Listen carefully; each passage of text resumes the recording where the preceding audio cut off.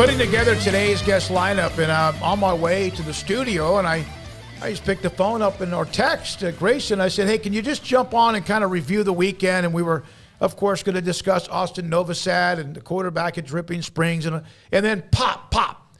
Back-to-back commitments. Bryson Washington from Franklin, the running back. We really could do anything. And LaGrange's Jaron Woods, defensive lineman, both announced their commitments as we're about to start the show. And Grayson joins us on Sic'Em 365 Radio, the recruiting analyst. Grayson, the Bryson Washington one, I watched him. I think anyone who watched high school football championship weekend, he's a phenomenal player. Let's start with him. You kind of felt not great, but pretty good about this one happening, right?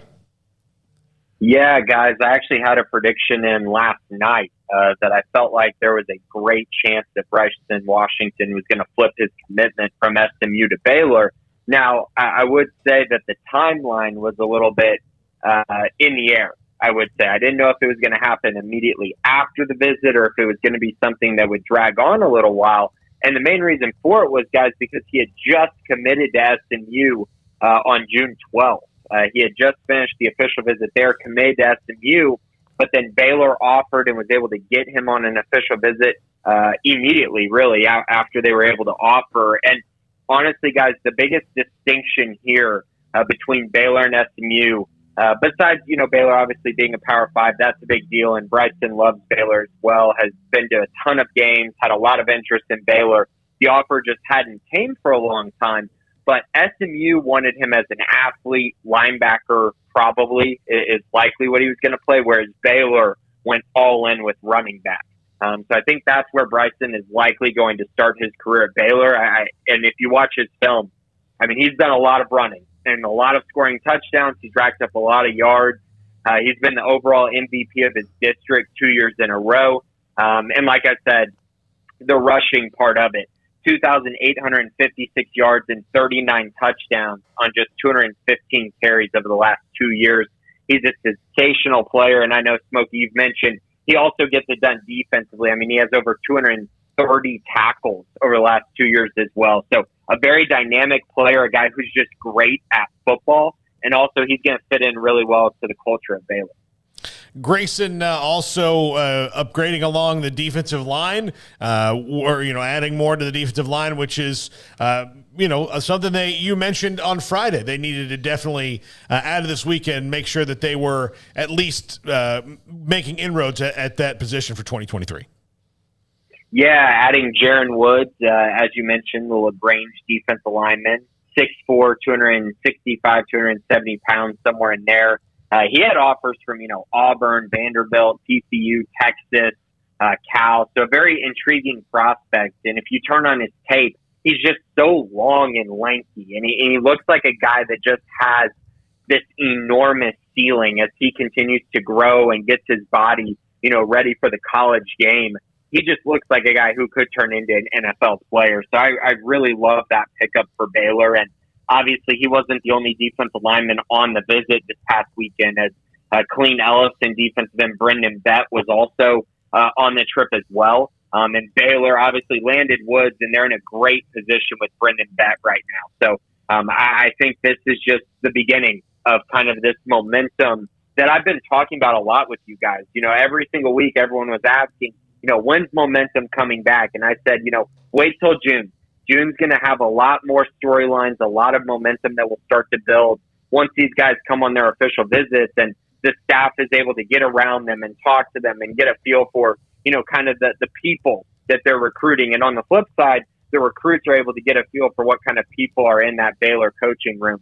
And it clearly is paying dividends as both sides seem to be really happy. And the guys they've gotten on official visits, they've done a great job recruiting. So Baylor in a much better place today than they were 3 weeks ago. Grayson, you mentioned, Bryce Washington, he's a running back, and then obviously if, things change, there's the potential there defensively, but Woods on the D-line, what is he specific? Is he a D-tackle type? Is he, what do you kind of know? Is that something they just figure out along the way? Yeah, he's going to be, honestly, probably one of the more interesting guys that they've recruited in that regard because, I know Travis, for instance, has kind of compared him to Chidi Obanaya a little bit. I think he's a little more athletic than Chidi, and obviously Chidi's dealt with a lot of injuries. But Chidi ended up being a nose tackle primarily for this Baylor system. So Jaron could grow into that, but I kind of think he'll be an edge guy, kind of more in the line with like a TJ Franklin or a Gabe Hall. But he is one of those guys who his body can really fluctuate quite a bit just because he's so long and lanky. There's a lot of room for growth there. So I'm very intrigued by that. But if I were to guess, I do think he'll probably be more in line with either a TJ Franklin or a Gabe Hall than being a true nose tackle for this class. The Austin Novosad, obviously, I've watched that thread, and, he's going to take his time. He's committed to Baylor. We know Ohio State is involved. We know he's a very high-level recruit as well. Your overall gut feeling after he leaves town and heads back to Dripping Springs and really what's on his mind?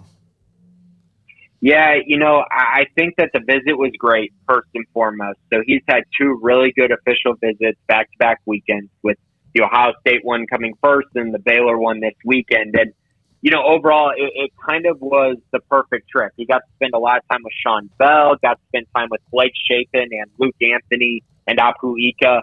Luke Anthony is a guy who they've known each other since the summer of 2019, because Luke Anthony was actually his counselor and coach at the Manning camp during that summer in 2019. So they have a little bit of a relationship. He got to spend some time with Robert Griffin III as well, which I think was nice. Just one of those things where, you get to see a guy who actually, made it at Baylor and ended up being, a top 2 draft pick at the NFL level. So overall, great trip. I think, on his way home, it was basically kind of one of those things where he just wants to talk to his family a little bit longer and just kind of come down from that official visit high, that many people call it, and just kind of see where he's at in a couple of days. Now, I've seen a lot of reports that talk about how, it could be, 2 weeks before he makes the decision. And, maybe he'll wait till right before the Elite 11 finals, which I believe is the cutoff. I don't think he will wait past that because, you get to rep your school and everything like that at that event. But I actually think a decision will be made before then. I've said this before. I thought a decision could be made as early as Sunday, but, he wants to take a little bit longer. Totally understand that. But then on both sides, like Baylor and Ohio State need to know kind of where his head is at. And then also Austin just probably is ready to get this recruiting process completely done. It was pretty shut down for a long time until Ohio State came into the fold. So now I'm sure he's getting ready to try to make this decision finally just kind of move on with what he's going to do and move on with the school that he ends up choosing. And yes, he's committed to Baylor. So this is literally just a decision between staying committed to Baylor or deciding to make that flip to Ohio State. And that's kind of where we're at right now. But at the end of the day, this is going to be Austin's decision. And right now I would call Baylor the favorite. So, Grayson, I didn't get to tune in on Friday, but what were your thoughts on Javion Wilcox and his decommitment and then subsequent commitment to TCU? Yeah, I mean, it was a little surprising. But one thing I will mention is, I talked to Javion a little bit over the past, I guess, few months, really, and he hadn't set up an official visit to Baylor, which I found kind of puzzling because all the other commits had done so. So just kind of reading the tea leaves there, it seems like he might take his official visit this upcoming weekend, but nothing was officially scheduled. And then he decided to decommit. And you know what? He decommits, and Baylor's already put out 2 defensive back offers since he decommitted. So Baylor's trying to move on, trying to figure out a way to address that loss. And Javion decided to, go to TCU. Now, as far as what they're missing there, I don't think they're missing a ton. I really like Javion. He's a good prospect, a good athlete, but I don't know that he fits in the best with Baylor's defense. He almost looks like he was going to end up being a linebacker, which they don't necessarily need another linebacker in this class. And I don't think he was going to fit in at the field safety spot, which is the position JT Woods played last year. And I think that's the position they really need to address to finish this class. And he doesn't really fit into that. So at the end of the day, I think it's fine for both sides. Baylor will find another guy who might fit what they need more, and Javion was able to find a home at TCU. That's a school that's pumping out some elite talent, right, with Micah Hudson and also with Wilcox as well. So it'll be interesting to see how that develops as well. Thank you, Grayson. Appreciate your extra time with us today. Thanks, guys. Appreciate it. Grayson Grundhoefer has been all over it, both the commitments, Woods, and also Bryce Washington. and Sic'Em365.com with articles already up on both as they wrap up the weekend, and then get that. And then the waiting game with Austin Novosad. And again,